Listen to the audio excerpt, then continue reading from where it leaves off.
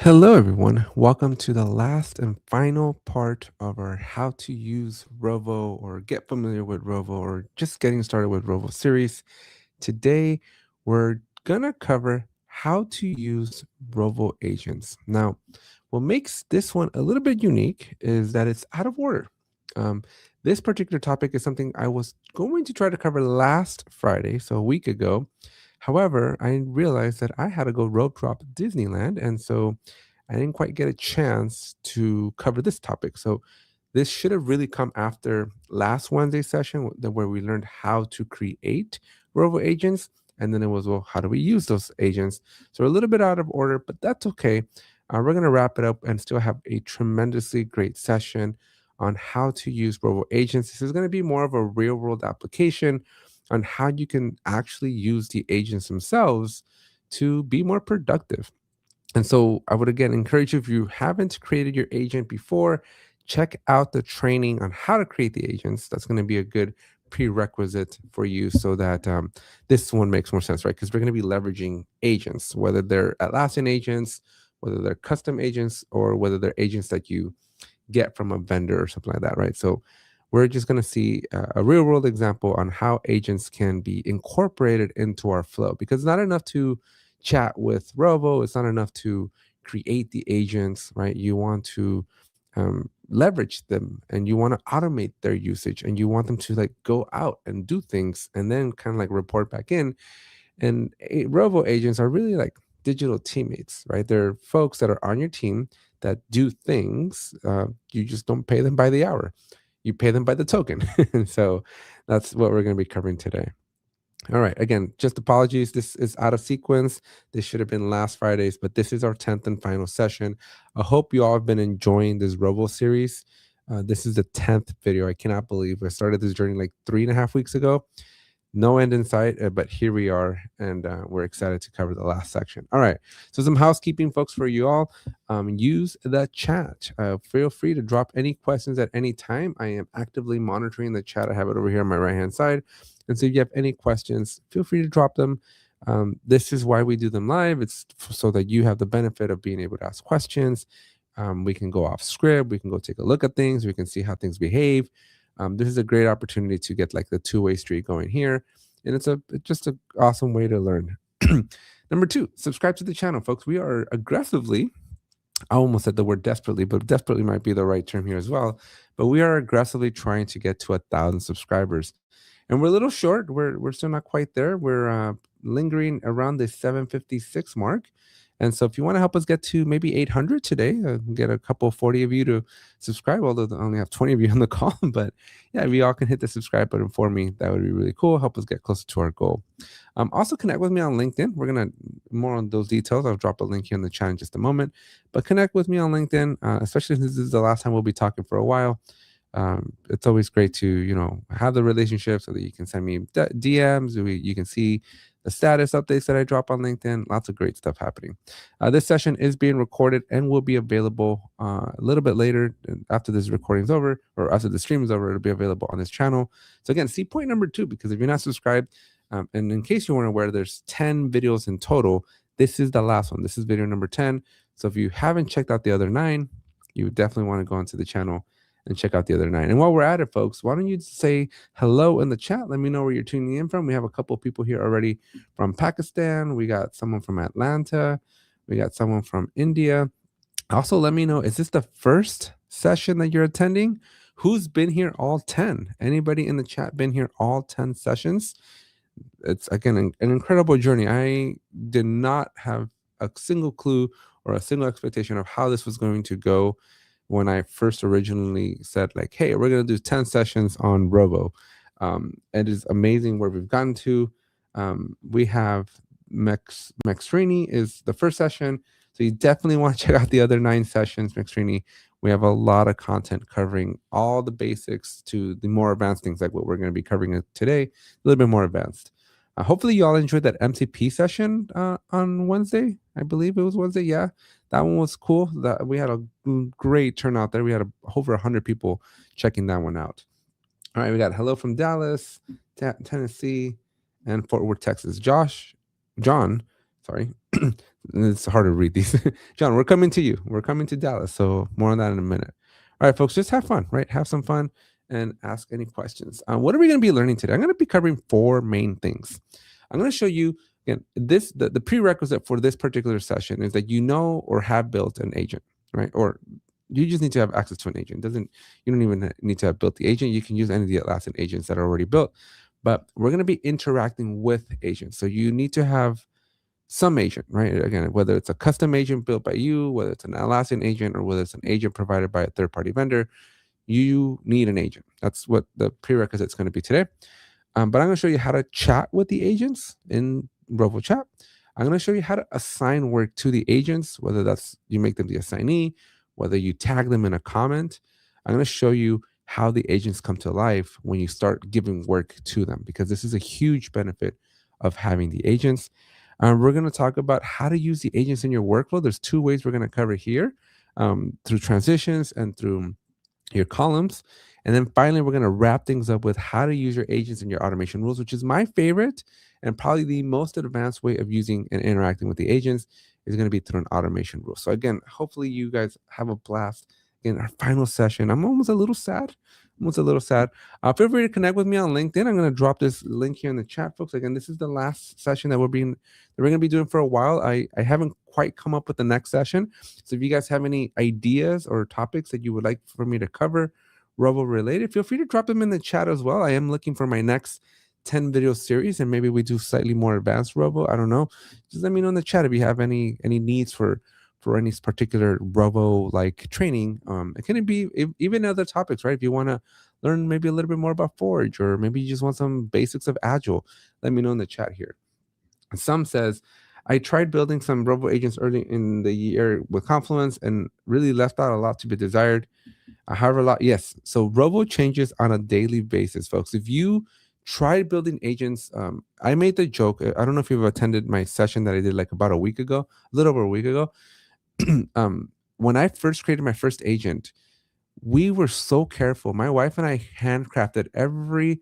I don't script my videos, folks. I do not. I get on here. The words that are coming out of my mouth, they're coming out for the first time. I have a little bit of a guide. I have a PowerPoint here to kind of guide me through the process, but I do not script the videos. But that video that I made last July of 2025 on how to build an agent, I nurtured the heck out of that video. Like, we were so meticulous about every little detail, and we were so intentional with everything that everywhere we clicked and everything that we typed in, everything to the T, we followed a script, because Rovo was so unpredictable 13 months ago.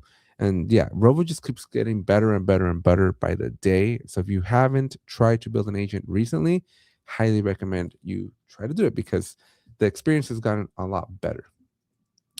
I'm bummed that I just discovered this. I assume the replays. Yes. So again, so if you subscribe to the channel, folks, again, we're trying to get to 800 subscribers. There's about 46 of you here. So if you can all do me a solid and subscribe to the channel. But if you all subscribe to the channel, then you can go to the live section.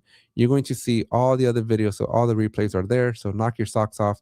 We're also trying to get 4,000 watch hours, folks. If you want to just watch these once, twice, 3, 5, 10 times, I ain't gonna be mad. We're trying to, again, I don't want to use the word desperately, but we're aggressively trying to hit those 4,000 watch hours as well.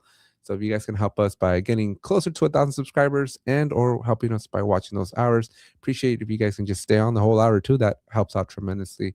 But yeah, if you go to the live section of this particular channel, again, hit the subscribe button so you can get to it easier. You're gonna see all the other videos in the session. So we got 10 videos total for you to enjoy. And again, smash the subscribe button while you're there. All right. I am also hosting a 2-day in-person event. So if you guys in the Dallas area, or maybe you can get to Dallas fairly quickly or fairly easily, I'm hosting a free 2-day in-person event. We're going to have Atlassian present. So it's not just me. It's going to be me, some friends, but Atlassian as well. And we're going to be teaching you how to code in Forge. We're going to be teaching you how to build with Rovo. We're going to be teaching you how to do some project management stuff and some enterprise service management. So all you folks looking for some ITSM stuff, completely free 2-day event. We do have a limit of 250 people. We're almost halfway there. So make sure you sign up, share this with your coworkers. Maybe you can't make it, but you know somebody who might be able to. Definitely share the link, spread the word. If you could spread it on LinkedIn, that'd be really amazing too. But yeah, we're trying to get 250 folks to sign up for our event in Dallas, and it's going to be an amazing time. Up next, I am hosting in about 2 weeks' time, 3 weeks' time. I'm hosting a completely free boot camp. I'm going to drop a link for this.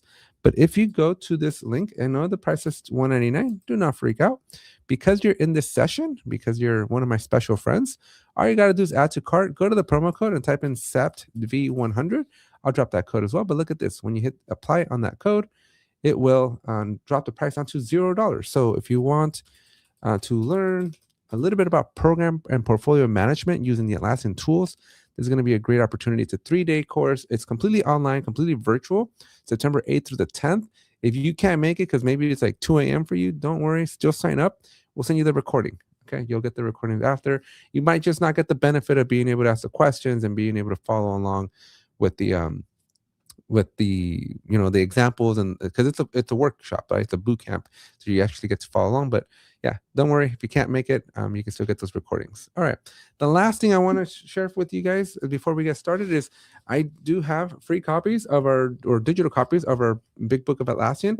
This is a 200-page book on how to use the Atlassian tools.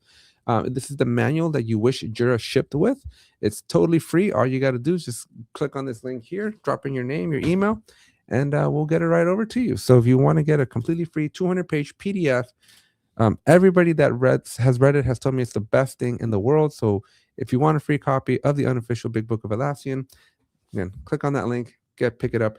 And for those of you that are coming to Dallas, for anybody that's taking me up on my offer to come to that free 2-day in-person event, we're creating the bigger Book of Atlassian. And so that's coming out real soon. So hopefully you guys get all the free stuff. And let's jump into today's question of the day. How many of you are assigning work to a Rovo agent? Who's already doing this? Who's kind of already gotten to the point where they trust agents to do their work? And maybe it doesn't have to be a Rovo agent. Maybe you have Gemini Gem. Maybe you have Claude doing some agents for you. But I'm generally curious in the chat, folks, how many of you are currently like farming work off to an agent? Anybody raise your hand? Give me a +1. Give me a little comment in the chat.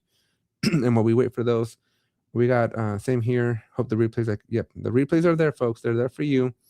Did this get canceled? I saw it disappear off my calendar. Yeah, so no, it did not get canceled, but it was previously scheduled for August 14th, and we moved it forward. But you would have gotten the notification like 20 days ago because I moved it like August 1st. So it got moved like at least 2 or 3 weeks ago. I always need background noise, so let them play while I work. Yeah, that would be really cool, folks. We have a lot of videos. We also have like coding sessions that we do vibe coding. So yeah, whatever y'all can do to help us get to those 1,000 hours would be much, much appreciated. I use agents in work. Yeah, cool. So we're going to show you 4 different ways that you can use the agents. Today's going to be a really cool session.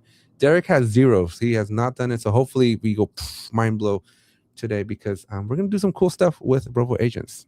All right, we're going to start off with agents in chat. We're going to start off easy. If you've been in these trainings before, I like to do the softball toss here. I don't like to get, jump into the weeds, jump into the scary part. We like to keep it easy and simple here at the beginning. And so let's go take a look at how do we use agents in the chat, right? So instead of just chatting with Rovo, because that's the default setting, right? And I'm going to show you kind of like the mechanics of like, how do I interact with an agent? I'm going to show you what that looks like in the chat, okay? Not the YouTube chat, but Rovo chat. And when you ask it, whatever you want, right? Or you can use it. Let me rephrase that. So when we're interacting with the agent, you can ask it whatever you want, or as part of every agent that gets built, you have to provide it what's called a conversation starter. And if you've ever built an Alexa skill, this reminds me of like 15 years ago, when I was building my first Alexa skills, where you needed to give it like a wake up word. And so Rovo has something very similar. We're going to cover those when we jump into it. But every Rovo agent has like these wake up sentences or questions that you can ask it to kind of get it going, right? So that you can start interacting with it. But you don't have to use them. You can literally just summon the agent and then talk to it however you want. But the conversation starters are going to be there to just help you out in case you need a little bit of extra help. And then depending on the skills that the agent has, it's going to bring back data, or it's going to be able to take specific action. So there's a lot of different things that we can do with the agents. Again, check out the video on how to create the agents. But let's jump into Jira, and let me show you how to actually interact with an agent. So from Jira, You can be, and it doesn't have to be Jira, by the way. This can be a Confluence thing, whatever tools you're using from Atlassian that has the Ask Rovo at the top, right? But we're just going to click on Ask Rovo. You could at the same time, or I guess not at the same time, but alternatively, you could just click the little Rovo icon down here, and both of them are going to get us to the same thing. In this case, I want to go as big full screen as I can, just so you can all appreciate what we're doing here. And we're going to go to Rovo, and one of the first things I'm going to do is I'm going to remove the context, because in this particular case, when I'm interacting with this particular agent that we're going to be doing in this example, we don't particularly care for the context. Okay, but watch this. So normally when you summon Rovo, you're chatting with Rovo, and you know that you're talking with Rovo because it tells us up here that Rovo is who we're interacting with. But here's the cool part. If you click on this little down arrow, you can see that we have agents. Now, this is going to show you any agent that Atlassian has made. So Atlassian ships Jira with a lot of agents. There's probably a dozen or so, probably more than a dozen. But anything that has like this, well, I guess they're kind of hard to tell, right? You have to browse the agent, and if you browse the agent, it'll tell you who made it. So these are all Atlassian made, right? So you can see here, there's a lot of different agents, right? So there's a lot of cool agents that are available. I'm not sure why this thing is in blue now. I don't want it blue. Stop being blue. Okay, here we go. All right, so we have Atlassian ones, but you can see that I made a few, right? You can see my name in a couple of these. And so these are agents that you can either use because Atlassian made them, and it looks like Atlassian has more than 24 agents here. And then anybody in your company can make agents. You can star the agents, so you can go to your favorite agents here and keep a list of the agents that you like or that you interact with a lot. Then, if you just want to see your agents, the ones that you created, they're going to show up here. And then finally, we have verified agents, which is a whole nother process for maybe a whole nother training in the future. But you do have the ability to basically verify the agent so that in your organization, you can trust the agent, right? Because since anybody in your organization can create an agent, you don't know the quality of the agents, right? And so somebody like your Jira admin, your Atlassian admin, they might be better positioned to verify and validate that agent. Okay. But all we're going to do is we're going to pick our agent. And for today's example, I'm going to scroll down and I lost it. Here it is. I'm going to use this assets expert one. And notice that instead of talking with Rovo, we are now talking to our assets expert. This is an agent that we built in the last session, which again, if you haven't subscribed to the channel, that would be a great time for you to subscribe to the channel and help us get to 800 subscribers.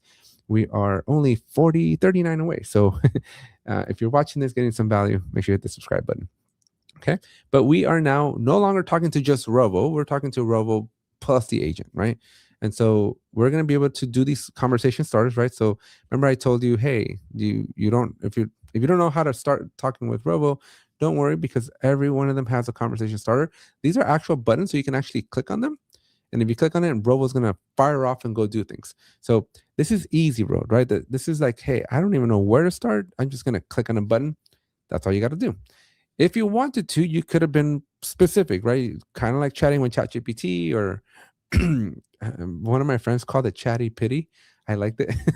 that might be the new one that I call it. I usually call it Jippity. But yeah, if you want to interact with it in a very traditional way of how you chat with agents or with AI, you can do that as well, right? But I just clicked the button because I had no idea where to start. And you can see that I told it, find me all the servers in the production environment. And normally, right, if you don't pick the agent, because the agent has skills, right? So let's take a step back and go, why would we talk with an agent versus Rovo, right? Well, Rovo's generic, right? Rovo, you can give it context, you can tell it where to look, but what makes agents special is that agents have special instructions and agents have special skills. And in case you all missed, again, just in case you missed the session that we did, when I go to this particular agent that we're using, we're going to go into Rovo Studio here for a second. But this particular agent, what makes this agent special is that it has a skill. And the skill that it has is that it's able to go and query all of my asset data. I had to give this skill to this agent so that it knew that it has this capability. There's dozens and dozens of skills that you can give to your agents with respect to like adding users to channels in Slack, approving GitLab merge requests, archiving pages in Confluence, right? There's a lot of different skills that you have here that you can leverage, right? The list just keeps going and going and going, at least, I don't know, 50 different ones, and the thing just keeps going, right? So this is why we want to leverage this skill, because we could just talk with Rovo, but the results you're going to get are probably going to be mediocre. The agents are targeted, they're specialized, they know how to do specific things. And that's why we're asking it a very nerdy question of, or a very specific nerdy question of, hey, find me all the servers in the production environment. And so what this is going to do is it's going to go out into our assets database. In case you're not familiar with assets, folks, it's just a database of things, right? Just think of an Excel file with data in it. That's all assets is. And it's just doing the query for us. It's doing the search, and it found like an Excel file that has all this compute data in it. It contains object types such as virtual servers, physical servers.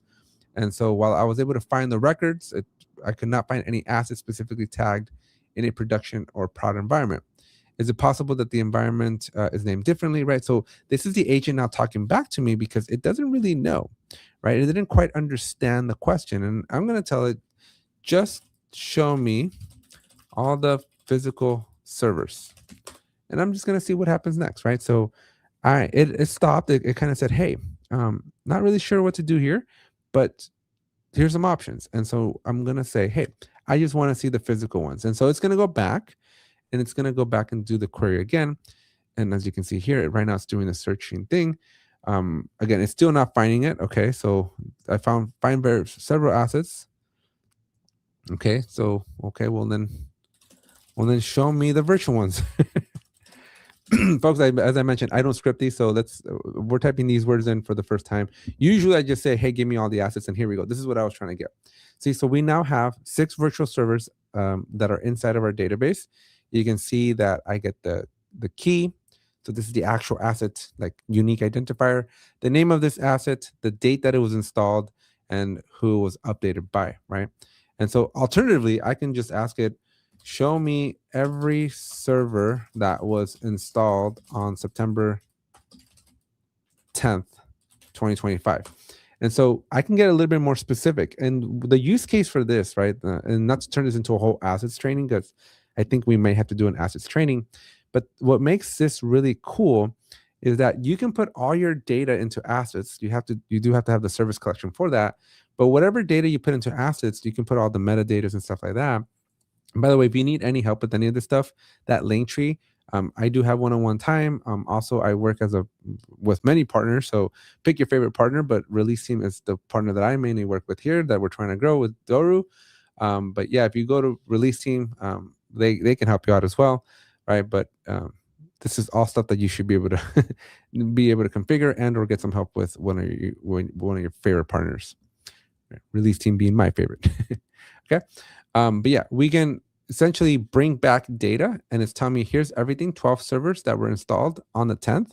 And I have this information now, right? But again, what makes this cool is that your executives can now do these interactions, right? So, or your project managers or your product managers, right? So you can build agents so that other people can kind of do a little bit of self-help, right? So instead of you having to always go and find the answer for people, you can go, well, did you know you can just ask my agent that I built for you? And they're going to bring you back that information, right? And then from here, we can put this information into a Confluence page. We can make Jira tickets to update them, right? You have a lot of different options now that you have this data. You can analyze them more. You can ask them more questions like show the IP. Are they all virtual, right? Like you can export them to a CSV. So you have a lot more different options once you get some data back. But that, my friends, is how to interact with the agent. But as you can see, it's a little bit more hands-on, right? It's a little bit more time consuming because you have to ask it questions. Like you have to initiate the conversation. You have to go do things, right? But that's not cool. That's not it is time consuming, and it's not super helpful. I mean, it's very helpful, but wouldn't it be better if it could like start being more autonomized, right? Like an agent should kind of have a mind of its own type of thing, and it should kind of be able to go do its own thing.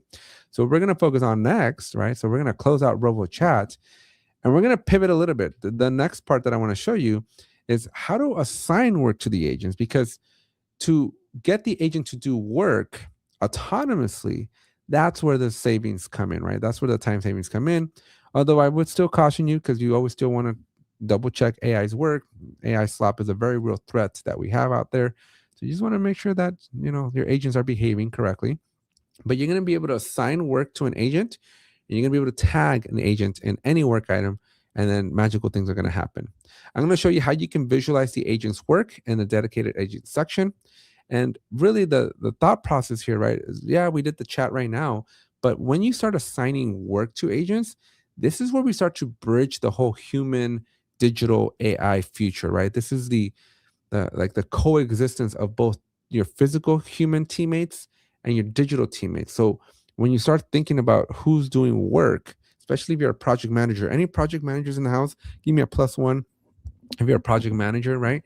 But if you are a project manager, you could definitely benefit from start thinking, okay, how do I start delegating work to agents and to physical people, right? Human beings, right? And this is like how we start bridging those gaps. So you can delegate a lot more work to agents to go off and build things and do things while the rest of your team does a few other things, right? And so now you can kind of be like this orchestrator where you're like, ooh, Jimmy's gonna go do this, Billy's gonna go do that. But then agent 1 is going to do this and agent 2 is going to do that and agent 3 is going to go do this other stuff. And so yeah, it unlocks a whole new world of possibilities. Really, really cool stuff. So let me show you how to work by assigning agents. But before I do, one giant caveat. You need to make sure, if you're multitasking, folks, you're going to want to listen to me for another second, because otherwise I'm going to save you hours of troubleshooting and Googling and trying to figure out why something doesn't work.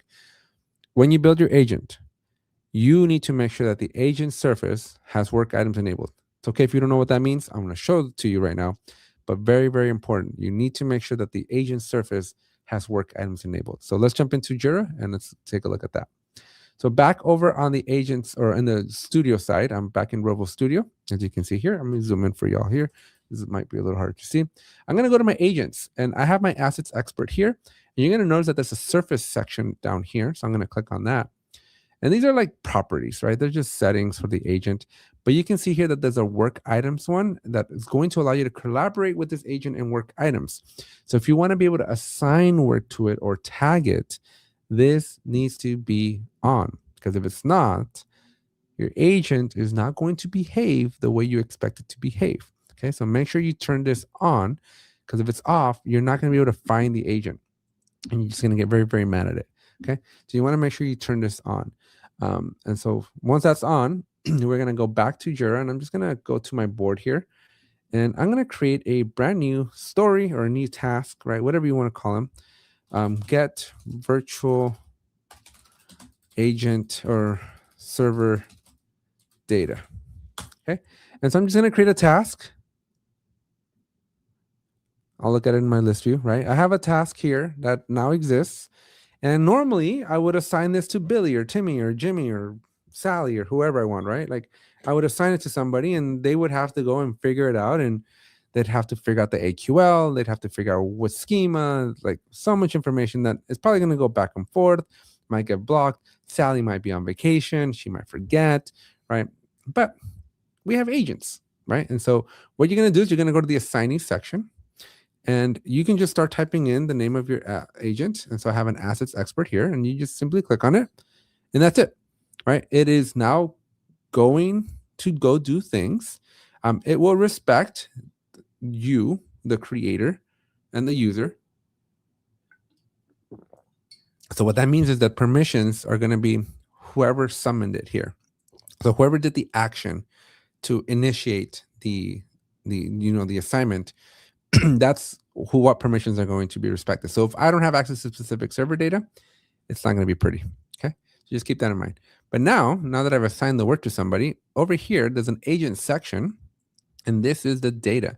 So as you can see, this looks very similar to the data that we had when we were talking with Rovo earlier. The only difference is that I can create tasks, and as I'm planning my tasks in my sprint planning or whatever planning methods you have, you can just start farming work out. Right. And so again, you're going to farm some work out to Sally and Billy and Timmy, but you're also not going to farm work out to your design agent, to your requirement gatherer agent, to your make sure everything has acceptance criteria agent, right? So you're going to assign work to your virtual teammates and your physical teammates so that you all can like 10x your productivity.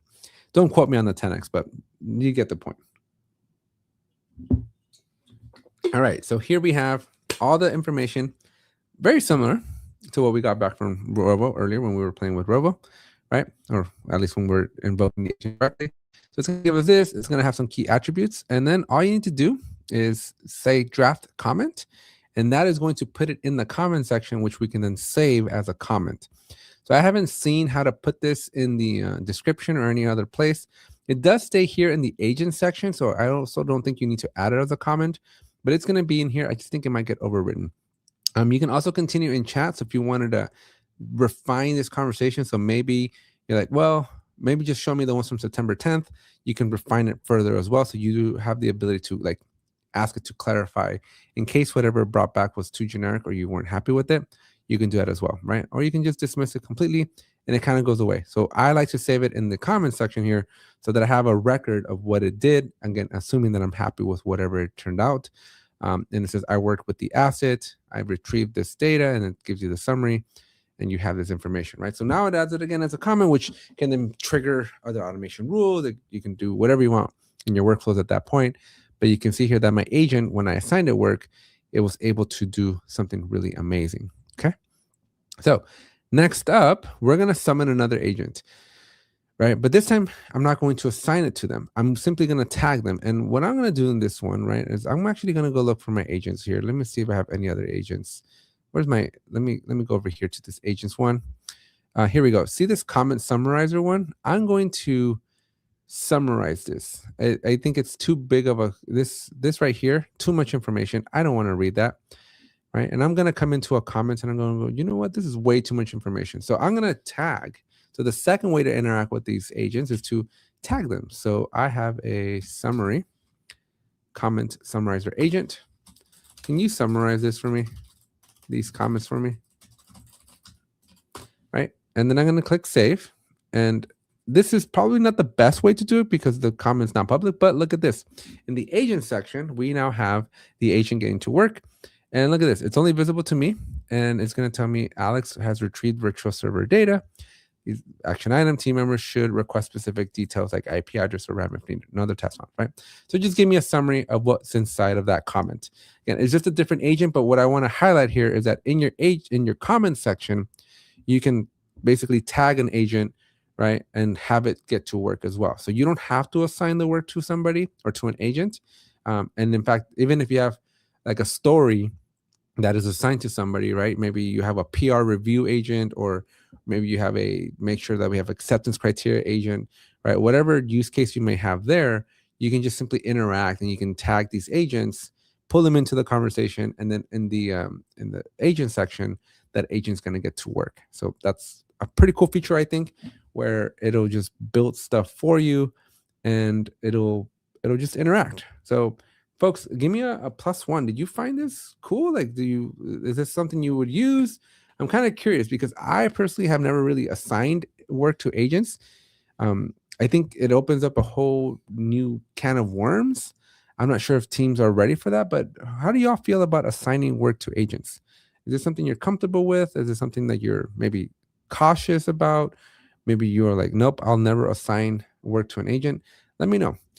Sam says here, my company has some agents that auto-create Jira issues or change the status based on, yeah. So this is a cool, very use case for having agents, right? To auto-create work, auto-change the status, right? Update the ticket information. Really, really cool use cases there as well. Okay, folks, we're gonna transition a little bit more now. We're gonna kind of go on to the next item that we have, which is agents in your workflow. This is, again, taking the step forward because the first example that I gave you was we have agents. We're going to interact with them in Rovo chat. Awesome. But you have your hands on the keyboard. You're still asking questions. You're still thinking about things. And it still requires you to kind of interact in a more non-passive way. When you assign work to agents or when you tag them in the comments, that's still you taking action, right? That is you being meticulous and thoughtful and go, I could use an agent right here. Like this is the time for an agent, right? And so you are, again, you're still driving the trigger, right? The interaction. This is something that you're initiating as a user of Jira, that you are as a project manager, right? Whatever your position is, you still need to like think and go, which agent would be a good agent to summon right now or assign this work to, right? And so to evolve on that, to take it one step further, we're going to show you how to use your agents autonomously, or at least a little bit more autonomously in your workflow. And I'm going to show you two different ways to do that. Keith says maybe an agent that handles pending status with reminders. Yeah, that would be a really good one, right? Like seeing if anything is a stale, like if anything's stuck, that would be a good use case for an agent, where we can have an agent help nudge things along, right? Always very helpful. And I'm going to show you. It's Keith, remind me this reminders part, because we're going to, the last example we'll do here today's session will be based on some emails that can be sent out. All right, so a couple of you, anybody freaking out, like anybody like, what is this? Like, what is this sorcery? Like anybody freaking out about what the power of agents, right? I'm just generally curious, because like I think they're cool. I think it just changes the dynamic, right? It changes the way you do work, right? It changes the way you think about who in your your coworkers, who's doing what, and it really lets you farm out different responsibilities to different specializations that you may have, or different specific needs. All right, let's jump into how to add agents to your transitions. This one you are going to need to be a Jira admin for. Whoa, I moved it too fast. All right, the first one you will need to be a Jira admin for. The second one you need to be a board admin. But we're going to show you how to add the agents to your transitions, how to add them to your board columns. And the philosophical thing about this next part, right, is you really now need to start thinking about how do you tailor your workflow to incorporate your agents, because your workflow might just be a to-do in progress and done. That might be too generic. You might want to start thinking about, how do I tweak my workflow so that my agents can go do things, right? So maybe for your stories, you have like a design status that previously you just assumed that the design happened. But if you have a design status, well, we can have an agent that goes and does the design, right? Maybe you have a Figma agent, because remember, I mentioned earlier at the beginning of this training that the agents could be Atlassian made. They could be made by you or somebody in your company, or they can be agents from like your GitHubs, your GitLabs, your Salesforce, right? Atlassian has enabled and has opened up code. If I'm trying to, but Atlassian has enabled companies, other SaaS providers, again, like your HubSpots, your Salesforces, your ServiceNows, to create agents in the world of Jira that can interact with your Jira data. So keep in mind that you could have a Figma agent that does the design work. You could have a GitHub agent that does your PR requests and stuff like that. So it's pulling in agents in the life cycle of the work, right? And so this is kind of the mindset shift that I'm trying to say.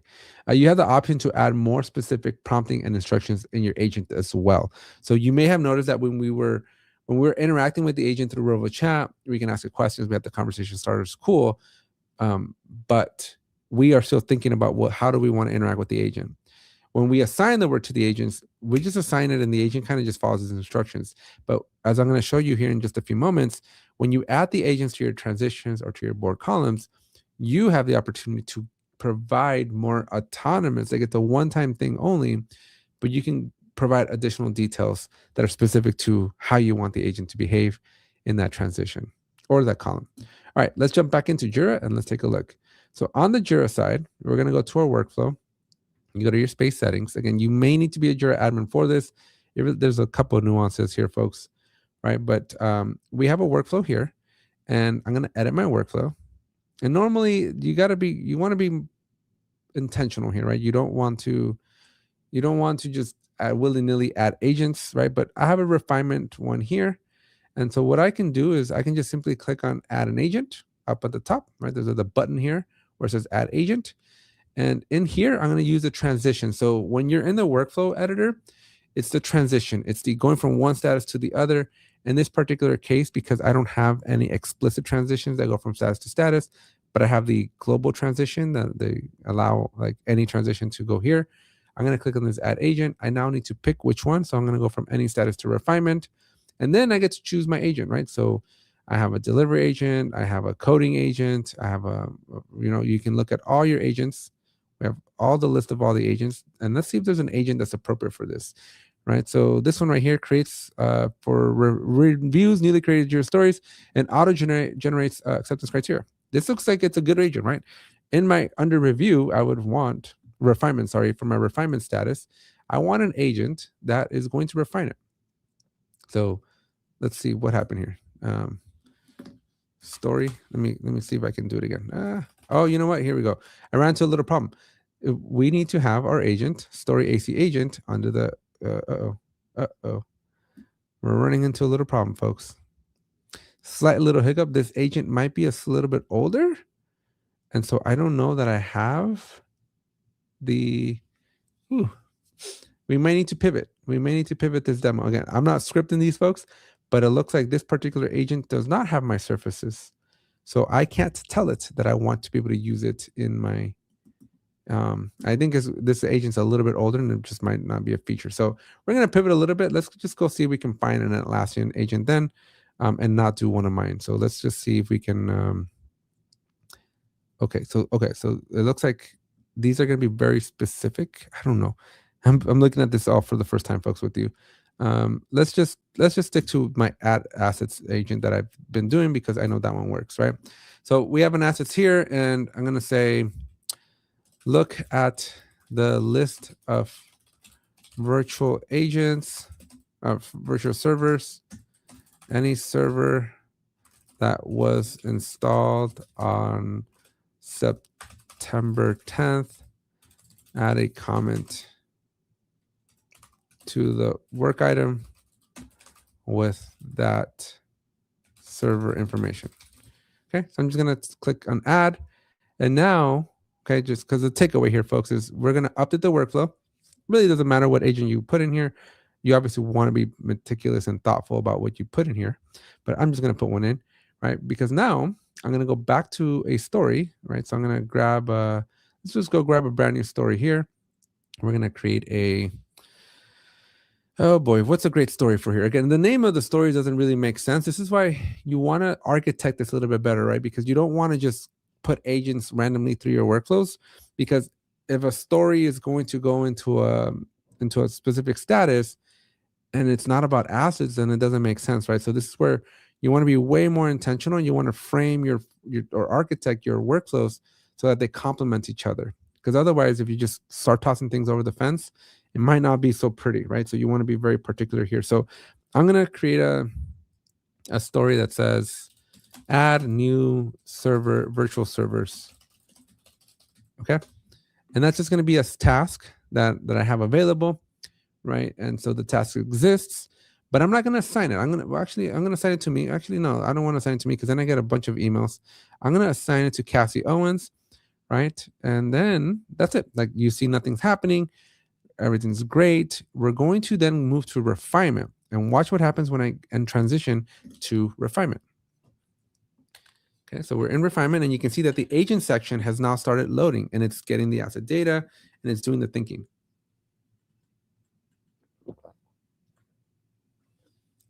So the agent's getting to work, and it's searching the data. It's basically executing on that instruction. The main difference is from the first two examples that we looked at is that the agent is now going off autonomously, right? Just because I transitioned, that's the trigger. That is telling the agent, hey, you should go do something. And as you can see here, it came through, it found the items that were in September 10th, and I can draft a comment and it'll put it in there, right? That's simple. That's really easy. You can always come back to the agent, right? So the agent's always going to hold this information in that agent section until you either tell it to continue in the chat, dismiss it, or add it as a comment, okay? Or just copy paste it, put it wherever you want. But it'll just hold it there. So that's the first way. And again, you do need to be a Jira admin to do this. Now let's go to the second way. So the second way of doing this is to be on your board. And so you want to be inside of your board. And for some reason, this board doesn't work for me. So I'm just going to move over to a different board, and let's hopefully we get better. Right. So we have this board here. And as I hover over my statuses, you're going to notice that I have this little icon. This is the Rovo icon. And for some reason, it's having a little bit of a seizure. So let me do a refresh here on my screen. Right. But there you go. See how I can add an agent. So same thing, right? Wherever status you want. So the only difference is the transition versus the status, right? So the first example was we're transitioning into a status. I need you to do work. Versus when I land in a status, I need you to do work. So it's too close to be special, but just know that there's fundamentally a difference. I'm going to see if I can do my story agent one. I'm going to enable it here. See, I couldn't find that attack surface one. So at least this one came up, right? And I'm just going to make sure that the story has acceptance criteria. So I'm not going to give it any extra prompting as well. I'm just, the agent's there. And so I'm going to go ahead and take a story here. We're just going to grab this one here, pop it into my sprint.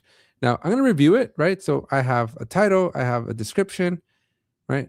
I do have acceptance criteria. So let's just get rid of that. I don't want it to have acceptance criteria, right? But I have a little description, I have the title, and that's pretty much it. Again, I'm not assigning it to anybody. I am not going to go into the status of into the transition. I'm going to intentionally skip the transition. But watch this. Now that I have this task here, I'm going to just move it straight into to-do. And again, it could be assigned to anybody else, right? So we're not doing any assignment in this case, but the agent is not going to get to work. Now, all I need to do to see what's going on with the agent is open the task up and again, look at the agent section, and it's not waiting for my input. So this is a new one. This is now saying, hey, and it can actually update the description, right? And so it's going to say, hey, look, we have this description here, run a pilot session, and I need you to update this. Like, do you accept this, right? And so I can say, yes, accept the change, and watch what it's going to do, right? It's going to then add the acceptance criteria into the description. So this is a little bit different than what we've seen in the past. You can now see that it can take action. I would assume that it all depends on the skills that you have, right? So we can go back and look at what skills this particular agent has. The agent might have a better skills than the other ones, right? See, this one has 3. And see, yeah, this one has the ability to edit work item fields. So you need to give it these skills. This is now going back to the architecture. How do you create your agents? This is where you want to be a little bit more prescriptive with the skills that you give to your agent. But as you can see here, this agent has the ability and had the skills to update or edit the work item, and it made the recommendation and it not put it in there. So now when my developer takes this task on, it's going to have the right information so that when it does move to in progress or whatever, right, my developer, whoever I assign it to, now has that acceptance criteria. So very, really cool. I can alternatively, now that I'm here, tell Jira, right, because I'm in this, tell Rovo, right, I'm in this task here, create subtasks for each acceptance criteria. And when I hit go, I'm going to see, can it take these 4 items here and create me some subtasks that will then be added to this particular task that my developer, again, then needs to check off, or maybe my QA team, right? Or whatever, again, it all depends on your process, but you can automate some of these steps here so that the right person, the right place at the right time has the right information. So let's see what happens here and give this a second. And while this is thinking, folks, again, if you're enjoying this, we are trying to get to 800 subscribers today. We're currently sitting pretty at 761, folks. But if you're watching this and you haven't subscribed to the channel, help us get to 800 subscribers. We are 39 subscribers away. There's 58 of you watching. So again, if you're enjoying this training, help me out and hit that subscribe button, folks.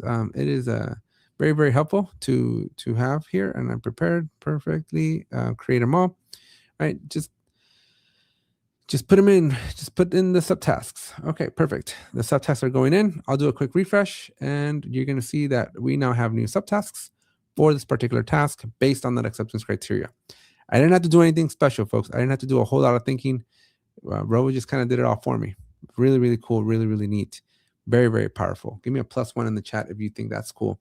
And then we're going to transition here in the last 10 minutes to the last and final use case, which is using agents and automation rules. This allows you to go beyond chatting, assigning, and workflow, right? This is fully like hands off. You set it up once and you completely forget it. This is going to trigger like any other automation rule, because the transition one's cool, right? The transition one is cool, but it only works on the transition. So if you skip that status or you skip the transition, it ain't going to work. It ain't going to trigger, right? And assigning the work is cool, but again, you need to assign work to people or to the thing, right? But you could schedule a rule, right? So through the rules, we can schedule a rule to go do something. We can provide additional context, and then we can leverage. This is the part that I'm going to show you that I think is going to blow your mind. We're going to be able to leverage the results from the agent to then take a different action. All right. So let's jump back in, and we're going to go to an automation rule, and I'm going to go to my automations. Again, folks, if you're enjoying this, help us get to 800 subscribers and smash the subscribe button now. We're at 763. Almost there, folks. Almost there. We're going to create from scratch. We're going to do a schedule. So again, you can use any trigger that you want, but I want this to be on a schedule. I want this to run every single day. You can do this on a field change. You can do this on a PR being merged, right? Whatever trigger you want, and pick your favorite trigger. All the triggers will work here, right? But I'm just going to say, okay, here we go. We got an agent. I just want you to run every day. I'm going to click on action, and then I'm going to use an agent. You do need to click on this connect button here real quickly. Not a big deal. You just connect it. It'll then show you all the rules that are available, or all the agents that are available. I'm going to select my assets expert, and notice this get response here. This is going to play an important role. We're going to take this agent response, right? Because we now have, it's going to go and find, right? Find all the virtual servers and email. Find all the virtual servers. That's all we're going to do, okay? But then the action we're going to take is we're going to then email this item, right? So we're going to do an email, send a customized email. We're going to send it to, let's send it to the reporter so that I get it. Although I guess obviously you want to put the right email here. In this particular case, I'm just going to send it to a reporter. It doesn't really matter because it might not work because I'm not triggering it off of a work item. It's off of a schedule. So you might actually want to put somebody's email. So you would put a real email here. Again, do as I say, not as I do, right? Agent, or let me do assets summary. You can put a subject line of virtual servers, and then the content, this is where we're going to put, here is a list of the virtual servers, and then we're going to paste in the agent response. So whatever the agent came back with, we're going to send it out as an email. So let me see if I can actually put my name in here. Nope. Okay. So let me, 1 second, folks. A little bit of magic here. I'm just going to put my email. I don't want you all to see my email. Not that I don't love you and all, but okay. We're going to name our workflow here. Send asset information and turn on this flow. So now this flow is going to schedule the next time that I told to schedule, right? But because I don't want to wait till tomorrow, and I'm sure none of you want to wait till tomorrow, we're just going to run it now. And I'm just going to have it run. And so when we go look at the audit log, oopsie, click too far away. You can see that it's waiting. Let's see what's going on here. Why are we waiting? We shouldn't be waiting. I told it to run. There we go. Success. Right. So I can expand it. Oops. I can go into it. It was use this agent and then send the customized email. Right. And then we can debug the agent result and see what we could actually log to the logs, and you can see a bunch of nerdy stuff. But the real test is going to be, did we get an email with asset data? So let me go pull up my email. And let's see if it went to my spam. It's not in my spam. Let's check the deleted items. It's not in the deleted items. Junk mail. Not in the junk mail either. So we might need to wait another second or two. Okay. Well, maybe this is a bad example to put on for you, especially since we're running out of time. We only have a couple minutes left. But the idea here, folks, just to kind of recap in case the email doesn't come through, the idea is that through the power of the automation rules here, you're going to be able to take further action, right? I might have just fat fingered my email. You could do virtually anything you want at this point, right? The agent triggers, you can encapsulate that response and then do something with that response. So it's not something that needs to just live inside of Jira. You can spread it and update work items, you can add comments, you can send emails like this, right? Obviously, you want to be a little bit more careful with what you're doing because as you can see, it may or may not work perfectly every single time. But yeah, this is just one way of using the automation rules here to then summon the agent. So that's going to be either on a trigger, so it happens automatically. It doesn't have to be on a transition. It can be when you assign something to somebody. It can be on a transition. It can be when a field's updated. Any number of reasons. It could basically be the catalyst for then the agent executing. Okay. So that's pretty much it for today, folks. I hope you enjoyed it. And this concludes our series on Rovo Agents. If you can do me a huge favor, folks, again, we are still desperately and aggressively trying to get to those 800 subscribers. So if you got value out of these last 55 minutes that we've been together, feel free to hit the subscribe button. I'm going to drop the link tree here just one more time. Everything that we covered is in the link tree, but folks, connect with me on LinkedIn. Send me a connection request. Pick up your free digital copy of the Big Book of Atlassian. Again, version 2 is coming out. If you want to sign up, make sure you can see us in Dallas and sign up to our event in Dallas. And if you want to attend our free 1-hour boot, our free 3-day boot camp, again, use that code September V100 to sign up for that boot camp as well. So that's it, folks. Again, I hope you enjoyed this series. Hope you subscribe to the channel because we're done with the Rovo 101 series. We are going to be looking for more. So if you have any comments on what we should talk about next, feel free to drop them here in the chat. I'm always soliciting new feedback for whatever y'all want to do. But yeah, subscribe to the channel. Help us get to 800. Watch through all the other videos if you missed any. Again, there's 10 hours worth of videos there, 10 watch hours. There's 440 of you all here. That's what 400 hours of watch time you guys can help us out with. So, Oh, folks, before you leave, check this out. I got the email. It came through with all the information. So here you go. Here's a list of all the information. It actually does come through. So there you go. Proof is in the pudding there. And again, thank you all so much for attending this series. Hopefully you enjoyed it. Give me a +1 if you enjoyed the series. Again, I wasn't sure what to expect. I knew I wanted to talk AI and I knew I wanted to talk Rovo. So if you enjoyed this one, do give me a +1. Feel free to send me a DM with any feedback you may have on this series. Again, connect with me on LinkedIn. That's the best way to get a hold of me. And feel free to provide any feedback that you have there. So Maxtrini, thank you so much. It looks like at least one person enjoyed it. So that makes me happy that at least one person enjoyed it. All right, folks, again, subscribe. Help us hit 800. If you're watching the replay, you can hit that subscribe button as well. We're well on a road to 1,000 subscribers, but the watch hours are also going to be very helpful. So folks, if you guys can watch all the other videos in that Rovo playlist, that would be very, very helpful. So thank you so much. Appreciate y'all being here. And yeah, we'll see what's the next big topic that we do. I'm thinking of doing something JSM related. We'll see. Trying to figure it out right now. But if you want more AI content, let me know. I'm always happy to make more Rovo content as well. Atlassian, fortunately for me, continues to change the way all of this stuff works. And so there's never a shortage of material. Atlassian is always making some changes. And so there's always room for new content. So pick up your Big Book of Atlassian, folks, subscribe, and we'll see you all the next time that I decide to do a series. So thank you all very much. Bye, everybody.